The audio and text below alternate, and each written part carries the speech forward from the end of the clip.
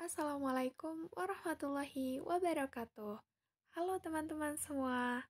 Pada kesempatan kali ini, kami dari kelompok 1 akan menyampaikan beberapa soal terkait dengan statistika jenjang sekolah dasar. Namun, sebelum kita melangkah ke soalnya, alangkah baiknya kita memperkenalkan diri terlebih dahulu. Kami dari kelompok 1 yang beranggotakan Realita Rafu dengan NIM 410142166. Kemudian ada Teguh Prasojo dengan NIM 41014211073. Kemudian yang terakhir ada Atika Azhar Syarif dengan NIM 41014211119. Nah, berikut adalah beberapa soal yang akan kita bahas penyelesaiannya ya. Soal yang pertama, kita telah disajikan data tinggi badan 10 orang siswa sebagai berikut. Bisa kita lihat, terdapat data tinggi badan 10 orang siswa. Nah, kita disuruh untuk menentukan median data di atas adalah berapa mediannya. Nah, untuk menyelesaikan persoalan ini, maka kita harus mengikuti langkah-langkah sebagai berikut. Sebelum kita menentukan mediannya, perlu kita tahu bahwa median itu apa sih? Nah, median suatu data adalah nilai tengah dari data yang terurut. Untuk mencari median, data yang tersedia harus diurutkan dari yang terkecil sampai yang terbesar. Data pada soal setelah diurutkan sebagai berikut. Kita ketahui bahwa soal itu terdapat data yang belum urutkan. Nah, jadi kita urutkan terlebih dahulu dari data yang paling kecil hingga data yang paling besar. Data yang terkecil itu berapa? 120. Kemudian data yang terbesar itu 134. Kemudian kita urutkan menjadi sebagai berikut ini. Nah, kita menentukan data paling tengahnya. Karena di situ ada 10, maka yang kita ambil adalah data nilai yang ke-5 dan ke-6. Maka diperoleh 128 sebagai data nilai yang ke-5 dan 130 data nilai yang ke-6. Maka mediannya itu dapat kita hitung dengan menjumlahkan data nilai yang ke-5 dengan data nilai yang ke-6. Kita jumlahkan 128 ditambah 130. Kemudian karena kita mencari nilai tengah, maka harus dibagi 2. 128 ditambah 130 dibagi dengan 2 sama dengan 129 cm. Jadi, median data di atas adalah 120 cm. Jawabannya yang A ya. Kemudian kita lanjut soal yang kedua. Nah, soal yang kedua ini kita disajikan diagram batang yang menyajikan hasil penjualan buku di toko buku ABC. Kita disuruh untuk menentukan rata-rata banyak buku yang terjual setiap bulan. Nah, kita ketahui di situ ada bulan Januari, Februari, Maret, April, Mei, beserta dengan frekuensinya. Maka untuk menentukan rata-rata banyak buku yang terjual setiap bulan, kita harus mengikuti langkah-langkah sebagai berikut.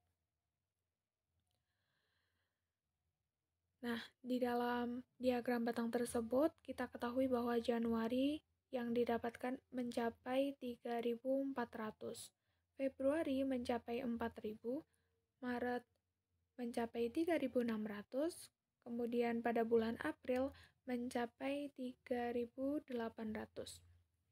Kemudian pada bulan Mei mencapai 3.400. Nah, rata-rata dapat ditentukan dengan cara membagi jumlah nilai data dengan banyak data. Pada diagram di samping tersebut, bulan itu sebagai nilai data. Banyak buku yang terjual itu sebagai frekuensi. Maka, kita dapatkan rumus rata-rata, yakni jumlah buku yang terjual dibagi dengan banyak bulan selama penjualan. Nah, kita sudah mengetahui tadi pada bulan Januari itu ada berapa, Februari ada berapa, Maret ada berapa, April ada berapa, kemudian Mei ada berapa, maka kita jumlahkan. Maka kita jumlahkan frekuensi yang ada pada setiap bulan tersebut. Nah, kita dapatkan 3.400 ditambah 4.000 ditambah 3.600 ditambah 3.800 ditambah 3.400 dibagi dengan banyaknya bulan. Banyaknya bulan ada berapa? Ada 5. Januari, Februari, Maret, April, dan Mei dibagi dengan 5. Maka setelah dijumlahkan kita dapatkan 18.200 dibagi dengan 5, yakni 3.640. Jadi rata-rata buku yang terjual setiap bulan adalah 3.640. Kemudian lanjut soal yang ketiga.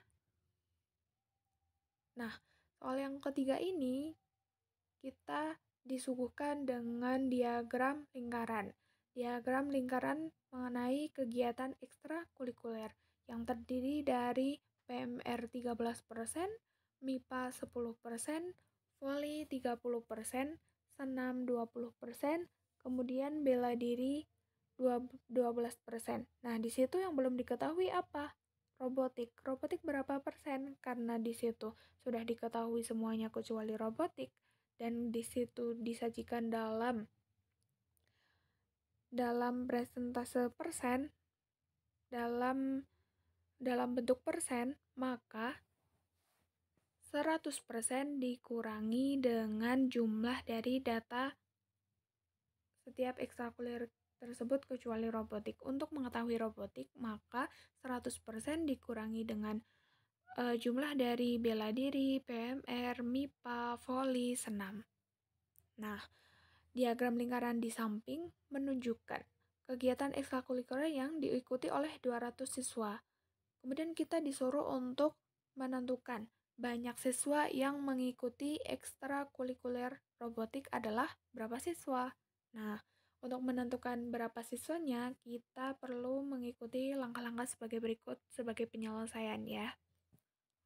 Nah, banyak siswa yang mengikuti ekstrakurikuler robotik dapat kita cari dengan membagi presentase siswa yang mengikuti ekstrakurikuler robotik dengan presentase keseluruhan dan mengalikan jumlah siswa keseluruhan. Nah, robotik itu bisa kita cari dengan rumus presentase robotik dibagi dengan presentase seluruhnya dikali jumlah siswa.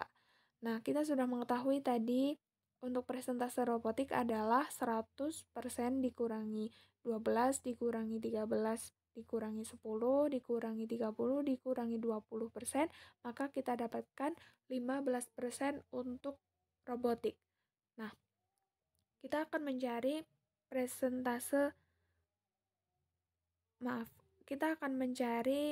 banyak siswa yang mengikuti ekstrakurikuler robotik. 15% dibagi dengan 100% dikali dengan jumlah siswanya ada 200. Maka bisa kita peroleh 30 untuk siswa yang mengikuti robotik. Jadi, banyak siswa yang mengikuti ekstrakurikuler robotik ada berapa? Ada 30 siswa. Mungkin itu ada beberapa soal mengenai soal statistika pada jenjang sekolah dasar. Sebetulnya masih banyak sekali soal-soal mengenai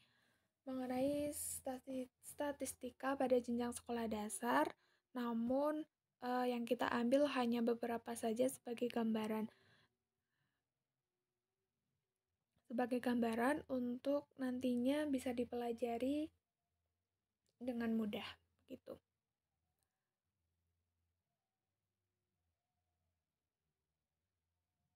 Mungkin hanya itu yang bisa kami sampaikan dari kelompok 1.